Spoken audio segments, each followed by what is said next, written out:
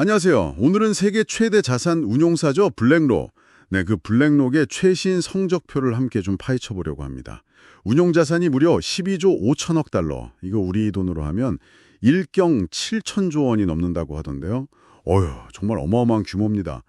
이미 이렇게 거대한데 이들은 과연 어디로 더 나아가려는 걸까요?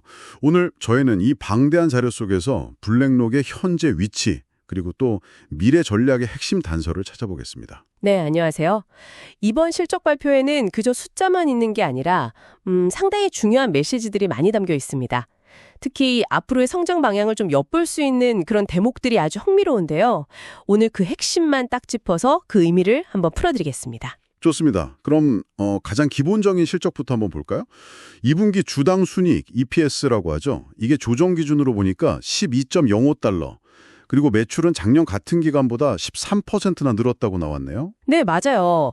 조정 영업이익도 한 12% 증가하면서 아주 견조한 모습을 보였어요. 물론 이제 일반 회계 기준 그 계획상으로는 인수 관련 비용 때문에 이익이 좀 줄어든 것처럼 보이긴 하는데 이건 사실 실제 현금 흐름과는 좀 거리가 먼 그런 회계상의 처리거든요.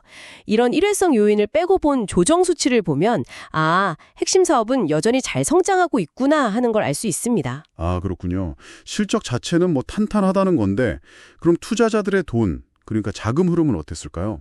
연초 이후로 보면 1,520억 달러가 순유입됐고 특히 그 iShares ETF가 상반기에 아주 기록적인 성과를 냈다고는 합니다만 2분기만 딱 놓고 보면 680억 달러 순유입으로 1분기보다는 그 규모가 좀 줄어든 것 같은데요. 네, 여기서 사실 좀 흥미로운 지점이 바로 그 부분입니다. 이게 겉으로 보이는 숫자만 보면 좀 줄었네 할 수 있는데 사실은 2분기에 그 특정 대형 기관 고객 딱 한 곳에서 한 520억 달러 정도 되는 저수수료 인덱스 펀드를 일부 환매해간 영향이 아주 컸어요. 근데 이건 뭐랄까 수익성에는 그다지 큰 영향이 없는 그런 자금이거든요. 아, 특정 고객의 일회성 움직임이었다 이 말씀이시군요. 그렇죠. 그러니까 이 한 건을 제외하고 보면 오히려 블랙록의 핵심 성장 동력인 ETF 쪽으로는 2분기에만 무려 850억 달러가 순유입됐고요. 또 프라이빗 마켓이나 현금성 자산 쪽으로도 자금이 꾸준히 계속 들어왔습니다. 그러니까 겉보기 숫자보다는 그 속 내용이 훨씬 중요하다 이렇게 말씀드릴 수 있겠네요. 아하, 그렇군요. 그 일회성 요인을 제외하면 견조했다는 거네요. 자, 그럼 CEO인 로렌스 핑크가 이번에 강조했다는 그 통합 포트폴리오 전략. 이건 구체적으로 어떤 의미일까요? 액티브 인덱스에 이어서 이제는 공모시장과 사모시장까지 통합하고 여기에 기술을 활용하겠다. 이게 좀 쉽게 와닿지가 않는데 좀 더 설명해 주실 수 있을까요? 네, 이게 단순히 그냥 상품 종류를 막 늘리는 그런 차원을 넘어섭니다. 요즘 투자자들은 점점 더 한 곳에서 모든 투자 솔루션을 다 해결하길 원하거든요. 이건 뭐 기관 투자자든 개인 투자자든 마찬가지예요. 그래서 블랙록은 이제 전통적인 주식이나 채권 같은 공모시장 상품뿐만 아니라 사모펀드, 부동산, 인프라 투자 같은 그런 사모시장 상품까지 다 아우르면서 고객에게 딱 맞는 그런 맞춤형 포트폴리오를 제공하겠다는 겁니다. 아, 공모와 사모를 넘나드는 맞춤 서비스. 네, 그렇죠. 그리고 또 하나 주목할 점이 기술 부문 연간 계약 가치, ACV라고 하죠. 이게 16%나 성장했다는 점이에요. 이건 블랙록의 그 유명한 기술 플랫폼, 알라딘 있잖아요.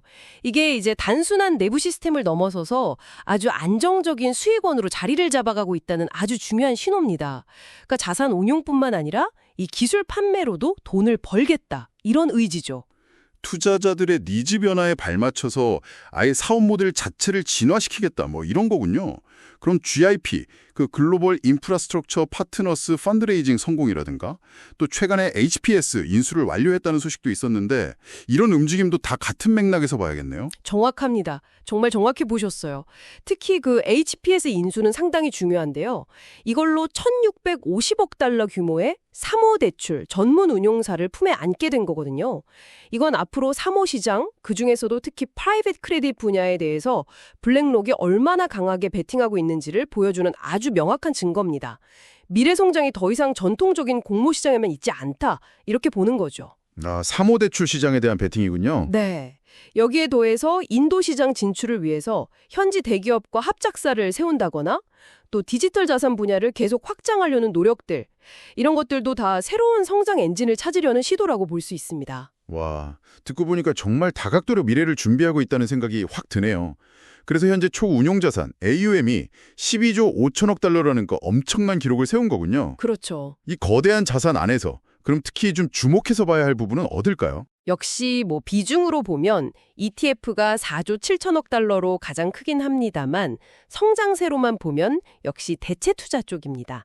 301억 9천억 달러 규모인데 특히 사모시장 쪽의 약진이 아주 두드러지죠. 방금 말씀드린 그 전략 방향과 정확히 일치하는 흐름이고요.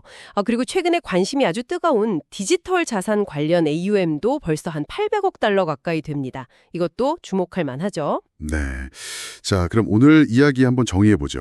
블랙록은 기록적인 운용자산 규모를 달성했고 2분기 자금 흐름도 표면적인 수치 감소보다는 그 이면에 있는 ETF 중심의 견조한 기조가 중요했다. 이렇게 볼 수 있겠고요. 그리고 핵심은 통합과 다각화, 이걸 통해서 미래 성장 전략을 착실히 준비하고 있다. 이렇게 요약할 수 있겠네요. 그렇죠? 네, 맞습니다. 특히 공모와 사모의 경계를 허물고 또 기술 플랫폼을 계속 강화하고 새로운 시장과 자산군으로 계속 확장하려는 그런 전략적인 움직임이 아주 뚜렷하게 보였습니다. 그리고 아까 말씀드린 그 HPS 인수 효과는 이제 하반기 실적부터 본격적으로 나타날 테니까 이 부분도 계속 지켜볼 필요가 있겠습니다. 좋습니다. 그럼 이 모든 이야기가 결국 이걸 듣고 계신 여러분께는 어떤 의미를 가질까요? 마지막으로 이런 질문을 한번 던져보고 싶습니다. 네, 블랙록 같은 이런 거대 운용사가 공모와 사모 시장을 통합한 솔루션을 제공하려고 하는 이런 큰 흐름, 이게 과연 기관 투자자들만의 이야기일까요? 어쩌면 말이죠. 앞으로는 우리 개인 투자자들에게도 과거에는 접근하기 좀 어려웠던 훨씬 더 다양하고 정교한 투자 기회가 열릴 수 있다는 그런 신호는 아닐까요? 이 변화가 앞으로 여러분의 투자 지형을 또 어떻게 바꿔날지 한 번쯤 생각해 보시면 꽤 흥미로울 것 같습니다.